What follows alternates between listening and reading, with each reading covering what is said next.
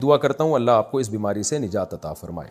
پوچھا ہے کیا خواتین پر تراویح پڑھنا لازم ہے؟ تراویح سنت مؤکدہ ہے۔ سنت مؤکدہ کہتے ہیں جو فرض کی طرح اور واجب کی طرح تو نہیں ہوتی، لیکن وہ عام سنتوں کی طرح بھی نہیں ہوتی کہ اس کو چھوڑنے والے کو ملامت ہی نہ کی جائے، تو اس کو سنت مؤکدہ کہتے ہیں۔ عام سنتوں سے زیادہ تاکید ہے اس کی، کیونکہ نبی صلی اللہ علیہ وسلم نے جہاں بھی صیام رمضان کا ذکر کیا، قیام رمضان کا بھی ساتھ میں ذکر کیا، دن کا روزہ رات کا قیام، دن کا روزہ رات کا قیام۔ تو یہ قیام کیسے ہوگا؟ نبی صلی اللہ علیہ وسلم نے 3 دن یہ قیام کر کے بتایا کہ ایسے ہوگا۔ اس میں کتنی رکعتیں پڑھی یہ معلوم نہیں۔ پھر حضرت عمر رضی اللہ تعالیٰ عنہ کے عمل سے ہمیں پتہ چلا کہ بھئی وہ اس طرح سے 20 رکعتیں ہوں گی، کیونکہ پھر پوری دنیا میں حضرت عمر نے اسی کو رائج کیا اور چاروں اماموں کا اس پر اتفاق ہوا کہ 20 رکعت سے کم تراویح نہیں ہے۔ تو اس سے پتہ چلا کہ یہ جو قیام رمضان ہے نا، یہی تراویح ہے، اور کم سے کم یہ 20 رکعتیں، تو اس لیے، اور یہ سنت مؤکدہ ہیں کیونکہ ان کی بہت زیادہ تاکید ہے۔ تو سنت مؤکدہ کا حکم یہ ہے کہ مرد ہو یا عورت دونوں کے لیے ایک ہی حکم ہے، الگ الگ نہیں ہے۔ ہاں مرد بہتر ہے کہ جماعت سے پڑھیں، جماعت سے سنت مؤکدہ نہیں ہے، خوب سمجھ لیں، انفرادی طور پر بھی پڑھ سکتے ہیں مرد ہو یا عورت، لیکن جماعت سے پڑھنا افضل ہے، کیونکہ حضرت عمر نے جماعت قائم کی تھی، اور اس لیے تاکہ قرآن ختم ہو لوگوں کا، جن کو قرآن پڑھنا آتا ہے وہ جماعت کرائیں، جن کو نہیں آتا وہ قاری کے پیچھے سنیں۔ تو اب خواتین پہ تو مسجد کی جماعت فرض نماز بھی لازم نہیں ہے، تو تراویح کہاں سے لازم ہوگی؟ تو اس لیے خواتین بہتر ہے گھر میں تراویح پڑھیں۔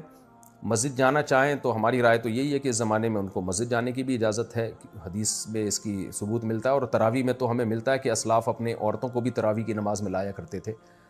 تو لیکن بہرحال سنت مؤکدہ یہ ہے کہ پڑھ لیں آپ، جماعت سے پڑھنا سنت مؤکدہ نہیں ہے، گھر میں پڑھنا زیادہ افضل ہے۔ تو آپ گھر میں تراویح پڑھیں، 20 رکعت پڑھیں، اور سنت مؤکدہ کا حکم یہ ہے کہ کبھی کبھار چھوٹ جائے تو انشاءاللہ گناہ نہیں، کوئی حرج نہیں ہو، اس میں کوئی گناہ نہیں ملے گا، اور اگر کسی عذر سے چھوڑ دیں تو ویسے ہی کوئی حرج نہیں ہے، کیونکہ فرض واجب بہرحال نہیں ہے۔ تو بہت زیادہ تھکاوٹ ہو تو چھوڑی جا سکتی ہے، اور کبھی تھکاوٹ نہ بھی ہو تو کبھی ویسے ہی بھی چھوڑی جا سکتی ہے، لیکن کنٹینیو چھوڑنے کی عادت نہ بنائیں۔ لیکن ویسے ایک جنرل نالج کے لیے بتا دوں، جو پڑھتے ہیں پراپر پڑھتے ہیں، جو نہیں پڑھتے پھر وہ چھوڑتے ہی ہیں۔ یہ تراویح ایسی چیز نہیں ہے 2 دن پڑھ لی 1 دن چھوڑ دی، تو جو ایسے کرتا ہے وہ پھر چھوڑا ہی رکھتا ہے۔ تو جو پڑھتے ہیں وہ کنٹینیو پڑھتے ہیں۔ تو نبی صلی اللہ علیہ وسلم نے جب بہت زیادہ تراویح کی فضیلت بیان کی ہے، قیام رمضان کی فضیلت بیان کی ہے، جس کو بعد میں اسلاف نے نام تراویح کا دیا، تو آپ کو چاہیے کہ اس سے قطع نظر کہ یہ سنت مؤکدہ ہے یا غیر مؤکدہ، آپ یہ فضیلت حاصل کریں، کیونکہ شاعر نے کہا ہے تمتع من شمیم عرار نجد فما بعد العشیۃ من عراری، کہ ایک خوشبو ہوتی ہے جیسے رات کی رانی کی خوشبو، یہ رات کے بعد ختم ہو جائے گی۔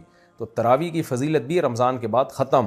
تو اس بحث میں پڑھے بغیر کہ سنت مؤکدہ ہے یا غیر مؤکدہ ہے، واجب ہے یا نہیں، اس بحث میں پڑھے بغیر آپ کنٹینیو پڑھ لیں، کیونکہ ثواب بہت ہے اس کا، اور یہ عید کا چاند نظر آتے ہی آپ کے پاس یہ آپشن ختم ہو جائے گا۔ لیکن حکم یہی ہے کہ سنت مؤکدہ ہے۔ نو شہر و فیروز پاکستان سے، اگر قرآن پاک یاد ہو اور ایام حیض میں زبانی پڑھا جائے تو کیا یہ صحیح ہے یا نہیں؟ نہیں، حیض میں قرآن نہیں پڑھ سکتے، اس پہ میں مدلل کلپ ریکارڈ کروا چکا ہوں۔ سیف الدین ضیاء دہلی سے، میرے امتحان شروع ہونے والے ہیں جس کا ٹائم 12:30 ہے، تو میں ظہر کی نماز کس وقت ادا کروں گا؟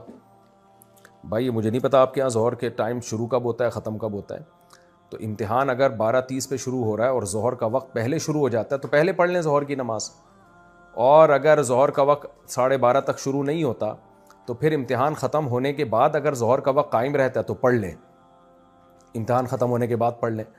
اور اگر آپ سمجھتے ہیں ایگزامینیشن ہال میں جتنی دیر بیٹھوں گا ظہر کا پورا وقت ختم ہو چکا ہوگا، نقشے میں دیکھ لیں، میپ میں، یعنی جو جدول ہوتا ہے نا جس میں نمازوں کے ٹائم ہوتے ہیں، تو پھر آپ کو امتحان کے دوران نماز پڑھنی پڑے گی۔ اس کا طریقہ یہ ہے کہ آپ کسی بہانے سے چلے جائیں، واش روم چلے جائیں یا کہیں بھی وضو کر لیں، اور پھر جا کے جلدی سے 4 فرض پڑھ لیں۔ آپ سنتیں ایسے مجبوری میں چھوڑ دیں آپ، لیکن فرض نماز کسی قیمت پہ قضا نہیں ہو سکتی، خوب سمجھ لیں۔